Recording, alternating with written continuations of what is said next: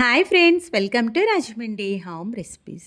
ఈరోజు మన ఛానల్లో సంక్రాంతి స్పెషల్గా చేసుకునే స్వీట్ అంటే మనకు గుర్తొచ్చేది సున్నుండలే కదా. మినప సున్నుండలు, రవ్వ సున్నుండలు చేసుకుంటాం. అలా కాకుండా ఒక్కసారి ఇలా గోధుమ సున్నుండలు చేసుకోండి. నోట్లో వేసుకుంటే వెన్నెలా కరిగిపోతుంది. మా చిన్నప్పటి నుంచి సంక్రాంతికి మినప సున్నుండలతో పాటు గోధుమ సున్నుండలు కూడా చేసుకుంటాం. నాకైతే గోధుమ సున్నుండ టేస్ట్ పర్సనల్గా చాలా బాగా నచ్చుతుంది. ఈ గోధుమ సున్నుండలను కాస్త హెల్తీగా బెల్లంతో ఎలా తయారు చేసుకోవాలో చూపిస్తున్నా. ముందుగా పిండి తయారు చేసుకోవడానికి గోధుమల్ని నీట్గా క్లీన్ చేసుకోండి. క్లీన్ చేసిన తర్వాత స్టవ్ ఆన్ చేసి పాన్ పెట్టి గోధుమలను వేసుకోవాలి. ఫ్లేమ్ని లో టు మీడియం ఫ్లేమ్లో పెట్టుకుని కలుపుతా ఈవెన్గా ఫ్రై చేయండి. గోధుమలు దోరగా వేగేంత వరకు వేయించుకోవాలండి. ఇది వేగినప్పుడు పాప్కార్న్ లాగా పాపప్ అవుతూ కలర్ కూడా చేంజ్ అవుతుంది. అలానే వేయించుకున్నప్పుడు కమ్మటి వాసన వస్తుంది. ఇలా కాస్త కలర్ చేయి కమ్మటి వాసన వచ్చిన తర్వాత స్టవ్ ఆఫ్ చేసేసి ఒక ప్లేట్లోకి తీసుకోండి. తక్కువ క్వాంటిటీలో చేసుకునేలా అయితే కనుక చల్లారిన తర్వాత గోధుమలను మిక్సీ జార్లో వేసుకొని గ్రైండ్ చేసుకోండి. గ్రైండ్ చేసేటప్పుడు ఎక్కడ కూడా రవ్వ అనేది తగలకుండా వీలైనంత స్మూత్గా పౌడర్ లాగా చేసుకోవాలి. చూడండి, చేతితో పట్టుకుంటే ఇంత స్మూత్గా ఉండాలి. ఇలా గ్రైండ్ చేసుకున్న పౌడర్ని ఒక బౌల్లోకి వేసేసుకుని చల్లారనివ్వండి. ఎక్కువ క్వాంటిటీలో అయితే కనుక మిల్లికి ఇచ్చేస్తే ఇలా స్మూత్గా మనకి పిండి అనేది తయారవుతుంది. ఇలా మిల్లి నుంచి తెచ్చిన తర్వాత పిండి పైన వేడి మీద మూత పెట్టకండి. ఇలా పెట్టారు అంటే పిండి అనేది నిల్వ ఉండదు. చల్లారిన తర్వాతే మూత పెట్టుకుంటే ఈ పిండి అనేది 6 నెలల దాకా నిల్వ ఉంటుంది. ఎప్పుడు కావాలంటే అప్పుడు కొద్ది కొద్దిగా పిండిని తీసుకొని సున్నుండలు అయితే చేసుకోవచ్చు. బెల్లం సున్నుండలు చేసుకోవడానికి అచ్చు బెల్లం అయితేనే బాగుంటుందండి. ఒకవేళ మీరు కుండ బెల్లం తీసుకున్నారు అంటే దాంట్లో జిగురు ఎక్కువగా ఉంటుంది, నెయ్యి అనేది కూడా తక్కువ పడుతుంది. మీరు తీసుకునే బెల్లాన్ని బట్టి నెయ్యి అనేది ఉంటుంది. నేను ఇక్కడ స్టోర్ చేసి పెట్టుకున్న పిండిని ఒక గ్లాస్ దాకా తీసుకుంటున్నా. పిండిని ఎప్పుడైనా కూడా సున్నుండలు చేసేటప్పుడు ఇలా గ్లాస్ తోటి కొలుచుకోండి. దాన్ని బట్టి బెల్లం కొలతలు వేసుకోవడం ఈజీ అవుతుంది. ఒక గ్లాస్ పిండికి ఒక గ్లాస్ దాకా తురిమిన బెల్లం అనేది తీసుకోవాలి. బెల్లం కూడా అచ్చు బెల్లం తీసుకోండి. బెల్లం సున్నుండలు అనేవి రుచిగా ఉంటాయి. బెల్లం తురుమంతా కూడా పిండిలోకి బాగా కలిసేటట్టుగా కలుపుకోండి. ఒక 10 నిమిషాల పాటన్నా ఈ విధంగా బాగా కలుపుతున్నప్పుడు ఎక్కడైనా చిన్న చిన్న గడ్డల్లా ఉంటే చేత్తో మ్యాష్ చేస్తూ కలపండి. ఇలా కలిపినా కూడా మనకు అక్కడక్కడ బెల్లం ముక్కలు ఉండిపోతాయండి. దానికోసం ఈ పిండిని ఒక్కసారి గ్రైండ్ చేసేసుకోండి. మిక్సీలో వేసేటప్పుడు మరీ ఎక్కువగా వేయకండి, కొద్దిగా వేసుకొని గ్రైండ్ చేసుకోండి.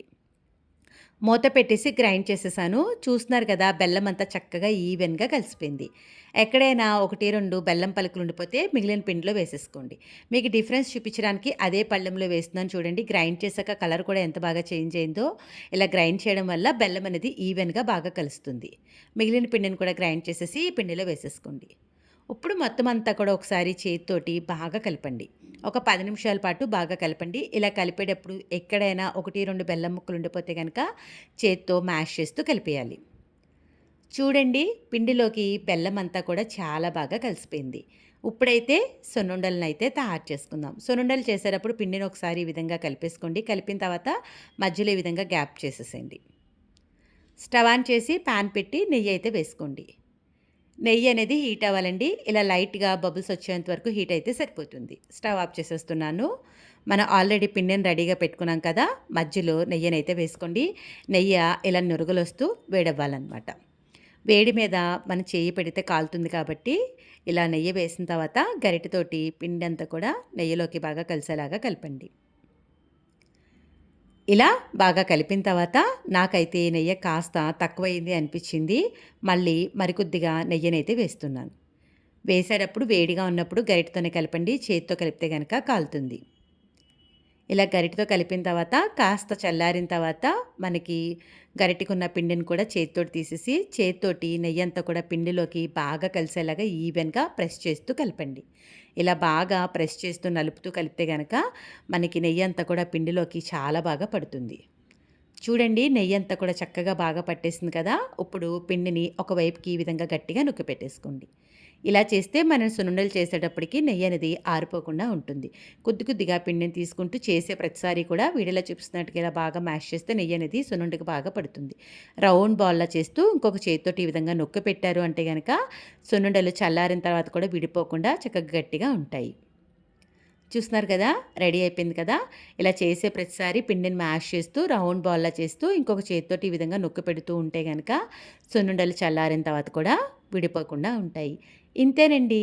ఎంతో టేస్టీ అండ్ హెల్తీగా ఉండే గోధుమ పిండితోటి బెల్లం సున్నుండలు ఎలా తయారు చేసుకోవాలో తెలుసుకున్నారు కదా! గోధుమతోటి బెల్లం సున్నుండలు తయారు చేయడం ఇంత ఈజీయా అనిపిచ్చిందా? వీడియో నచ్చిందా? అయితే ఒక్క లైక్ ఇచ్చేయండి. మీరిచ్చే లైక్ అనేది మరికొంతమందికైతే చేరుతుంది. ఇలా చేసేటప్పుడు పిండి ఎక్కడైనా చేతికి అంటుకుంటే గరిటెతో గనక తీసేస్తే వచ్చేస్తుంది. ఇలా తయారు చేసి పెట్టుకున్న సున్నుండలను ఏదైనా డబ్బాలో పెట్టుకుని స్టోర్ చేసుకుంటే నెల రోజుల పైనే నిల్వ ఉంటాయి. ఇంకెందుకు ఆలస్యం? ఈ సంక్రాంతికి నేను చెప్పిన ఈ టిప్సు, ఈ జాగ్రత్తలు ఫాలో అవుతూ మీరు కూడా ఈ బెల్లం సున్నుండలను ట్రై చేసిన తర్వాత ఎలా వచ్చిందనేది మీ అమూల్యమైన ఫీడ్‌బ్యాక్‌ని నా కామెంట్ సెక్షన్‌లో తెలియజేయడం మర్చిపోవద్దు. మీ అందరికీ నా వీడియో నచ్చిందనే అనుకుంటున్నా.